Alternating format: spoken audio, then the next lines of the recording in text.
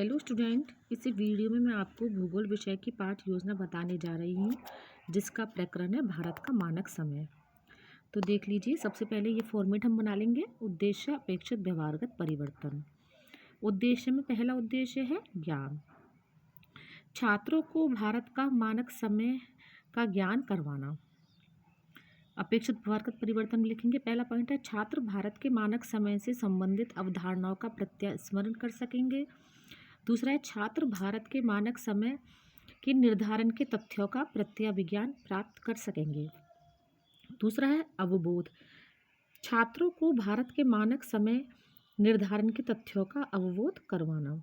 अपेक्षित व्यवहारगत परिवर्तन में लिखेंगे हम, पहला पॉइंट है छात्र भारत के मानक समय से संबंधित तथ्यों की व्याख्या कर सकेंगे। दूसरा है छात्र भारत व अन्य देशों के मानक समय की तुलना कर सकेंगे। तीसरा उद्देश्य है ज्ञान उपयोग। छात्रों को भारत के मानक समय से संबंधित ज्ञान का अवबोध करवाना, उपयोग करवाना। अपेक्षित व्यवहारगत परिवर्तन में लिखेंगे हम, छात्र मानक समय ज्ञात करने से संबंधित सीखे हुए ज्ञान का उपयोग नवीन परिस्थितियों में कर सकेंगे। छात्र मानक समय के बारे में सीखे हुए ज्ञान का उपयोग नवीन परिस्थितियों में कर सकेंगे। फिर अगला है उद्देश्य कौशल। छात्रों को मानक समय से संबंधित तथ्यों के बारे में कुशलता अर्जित करवाना। अपेक्षित व्यवहारगत परिवर्तन में लिखेंगे, पहला पॉइंट है छात्र मानक समय से संबंधित तथ्यों के बारे में कुशलता अर्जित कर सकेंगे। छात्र भारत के मानक समय के बारे में सूचनाएं संकलित कर सकेंगे। अब देखते हैं अगला उद्देश्य अभिरुचि। छात्रों को भारत के मानक समय से संबंधित तथ्यों में रुचि विकसित करवाना। अपेक्षित व्यवहारगत परिवर्तन में देखते हैं हम, पहला पॉइंट है छात्र भारत के मानक समय से संबंधित तथ्यों के बारे में रुचि विकसित कर सकेंगे। दूसरा है छात्र भारत के मानक समय के बारे में जानने में रुचि ले सकेंगे।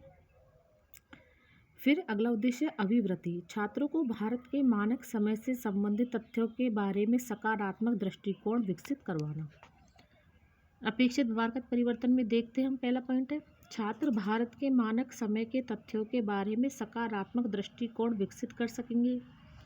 दूसरा है छात्र भारत के मानक समय से संबंधित तथ्यों के बारे में वैज्ञानिक दृष्टिकोण विकसित कर सकेंगे। अब देखते हैं सहायक सामग्री। चित्र, चार्ट, लपेट फलक, संकेतक तथा अन्य कक्षा शिक्षण उपयोगी सामग्री। पूर्व ज्ञान। छात्र भारत के मानक समय के बारे में सामान्य जानकारी रखते हैं। अब देखते हैं प्रस्तावना। प्रस्तावना में ये फॉर्मेट हम बना लेंगे, छात्र अध्यापिका क्रिया, छात्र क्रिया। छात्र अध्यापिका क्रिया में पहला प्रश्न है जीवन किस ग्रह पर संभव है। छात्र क्रिया में लिखेंगे पृथ्वी पर। दूसरा प्रश्न है पृथ्वी का प्रतिरूप किसे कहते हैं। छात्र क्रिया में लिखेंगे ग्लोब को।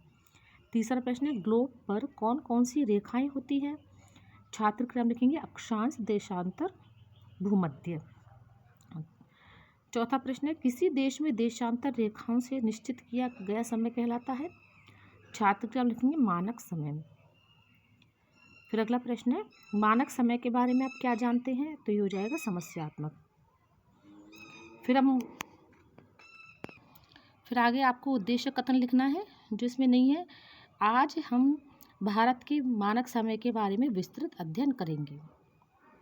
अब देखते हैं हमारे शिक्षण बिंदु। 3 शिक्षण बिंदु है। पहला है पृथ्वी का घूर्णन, दूसरा है स्थानीय समय और तीसरा है भारत का मानक समय। अब आगे देख लीजिए, ये फॉर्मेट हम बना लेंगे। शिक्षण बिंदु छात्र अध्यापिका क्रिया, छात्र क्रिया, विधि प्रविधि, सहायक सामग्री और शामपट्ट सार। पहला शिक्षण बिंदु है पृथ्वी का घूर्णन। अब छात्र अध्यापिका क्रिया में हम पहला प्रश्न लिखेंगे विकासात्मक प्रश्न में प्रस्तुत चित्र किसका है। छात्र क्या लिखेंगे पृथ्वी का कक्षीय समतल अक्ष व अक्षीय। अभी देख लीजिए, इस प्रकार से मिनिएचर हम लगाएंगे, आप इसका स्क्रीनशॉट ले सकते हैं। दूसरा प्रश्न है पृथ्वी किस ग्रह पर घूर्णन करती है। छात्र क्या हम लिखेंगे अपने अक्ष पर। तीसरा प्रश्न है पृथ्वी अपने अक्ष पर किधर से किधर जाती है। यह कहाँ से कहाँ जाती है? पश्चिम से पूरब की ओर। चौथा प्रश्न है, पृथ्वी के घूर्णन के बारे में आप क्या जानते हैं? तो ये हो जाएगा अस्पष्ट। विधि प्रविधि में लिखेंगे हम प्रश्नोत्तर विधि। अब देखते हैं छात्र अध्यापिका कथन, जो कि छात्र अध्यापिका क्रिया में लिखा जाएगा। पृथ्वी का पश्चिम से पूरब की ओर घूर्णन करने से पूर्वी भाग में पहले सूर्योदय होता है। पृथ्वी एक घूर्णन में 24 घंटे का समय लेती है, अर्थात इस दौरान वह 360 डिग्री घूम जाती है। अतः एक घंटे में 15 डिग्री घूमेगी और 1 डिग्री घूमने में 4 मिनट का समय लेती है। छात्र ध्यानपूर्वक सुनेंगे। विधि प्रविधि में आ जाएगा व्याख्या विधि। अब देखते हैं शामपट सार। ये ब्लैक शीट पर हमें लिखना है। पृथ्वी पर घूर्णन 24 घंटे में पूरा होता है। इस दौरान 360 डिग्री घूम जाती है पृथ्वी, और पृथ्वी 1 डिग्री घूमने में 4 मिनट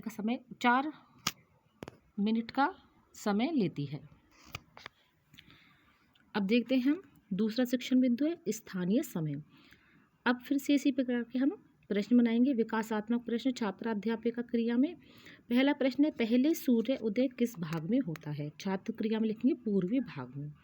दूसरा प्रश्न है, पृथ्वी अपने अक्ष पर एक चक्कर लगाने में कितना समय लेती है? छात्र क्रिया में लिखेंगे 24 घंटे का समय लेती है। तीसरा प्रश्न है, एक से दूसरे देशांतर तक पहुँचने में पृथ्वी को कितना समय लगता है? छात्र क्रिया में लिखेंगे 4 मिनट। चौथा प्रश्न है, सूर्य की किरणें कहाँ गिरती है?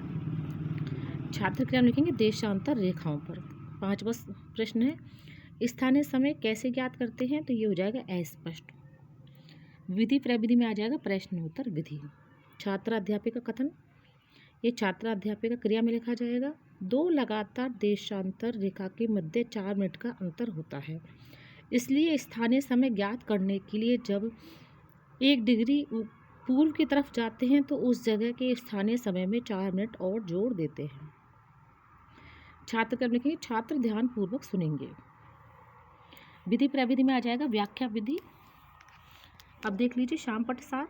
इस तरह से ब्लैक शीट पर स्थानीय समय ज्ञात करने के लिए जब हम 1 डिग्री पूर्व की तरफ जाते हैं तो उस जगह के स्थानीय समय में 4 मिनट जोड़ दिए जाते हैं।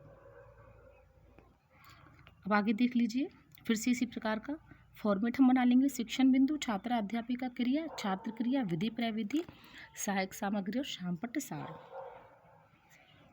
अब हम अगला शिक्षण बिंदु है हमारा तीसरा, भारत का मानक समय। छात्र अध्यापिका क्रिया में हम विकासात्मक प्रश्न लिखेंगे, जिसमें पहला प्रश्न है, प्रस्तुत चित्र किसका है? छात्र क्रिया में लिखेंगे भारत का मानक समय। तो यहाँ पर आप भारत के मानक समय का चित्र लगा लीजिए। दूसरा प्रश्न है, 1 डिग्री पूर्व की तरफ जाने पर समय में क्या बदलाव आता है? छात्र क्रिया में लिखेंगे स्थानीय समय में 4 मिनट जोड़ दिए जाते हैं। तीसरा प्रश्न है, किसी देश का मानक समय किससे निश्चित किया जाता है? छात्र क्रिया में लिखेंगे देशांतर रेखा से। चौथा प्रश्न है, एक देश में कितनी देशांतर रेखाएं हो सकती हैं? छात्र क्रिया में लिखेंगे अनेक। पांचवा प्रश्न है, भारत के मानक समय के बारे में आप क्या जानते हैं? तो ये हो जाएगा अस्पष्ट। विधि प्रविधि में लिखा जाएगा प्रश्नोत्तर विधि। अब हम लिखेंगे छात्र अध्यापिका कथन। जो छात्र अध्यापिका क्रिया में लिखा जाएगा, मानक समय की गणना ग्रीनविच यानी 0 डिग्री देशांतर पर स्थित है के संदर्भ में की जाती है। भारत के मानक समय का निर्धारण 82.1/2 डिग्री पूर्वी देशांतर से किया जाता है, इसलिए ग्रीनविच के स्थानीय समय में 5.5 घंटे जोड़ने से भारत के समय का पता चल जाता है। छात्र क्या लिखेंगे? छात्र ध्यानपूर्वक सुनेंगे। विधि प्रविधि में आ जाएगा व्याख्यान विधि। अब देख लीजिए, हम देखते हैं शामपट सार। भारत के मानक समय का निर्धारण 82.1/2 डिग्री पूर्वी देशांतर से किया जाता है। ग्रीनविच के स्थानीय समय में 5.5 घंटे जोड़ने से भारत के समय का पता चल जाता है। अब आगे देखते हैं मूल्यांकन प्रश्न। निर्देश 1, निम्न प्रश्नों में सही उत्तर का चयन कर कोष्ठक में लिखिए। पहला प्रश्न है, पृथ्वी अपने अक्ष पर एक घूर्णन पूरा करती है 48 घंटे या 24 घंटे। दूसरा प्रश्न है, किसी 2 लगातार देशांतर में अंतर होता है 6 मिनट का या 4 मिनट का। निर्देश नंबर 2, निम्न प्रश्नों में रिक्त स्थान की पूर्ति कर उचित विकल्प का चयन करें। तीसरा प्रश्न है, पृथ्वी अपने अक्ष पर डिग्री घूम जाती है 360 डिग्री या 390 डिग्री।